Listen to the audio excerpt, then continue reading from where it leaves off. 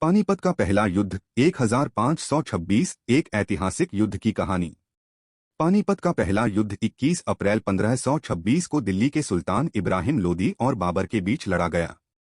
इब्राहिम लोदी का साम्राज्य। इब्राहिम लोदी एक कठोर शासक था। इब्राहिम लोदी की क्रूर शासन नीतियों से नाराज होकर उसके ही सेनापति और सामंत उससे अलग हो गए।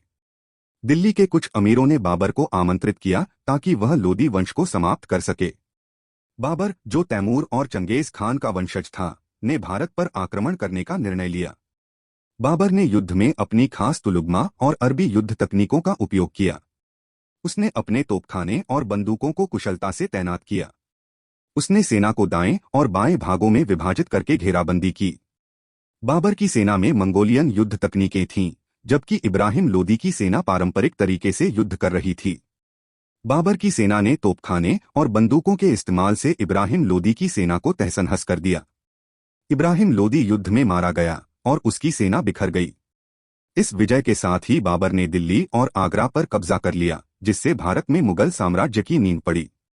लोदी वंश का अंत हुआ और मुगल साम्राज्य की शुरुआत हुई। पानीपत का पहला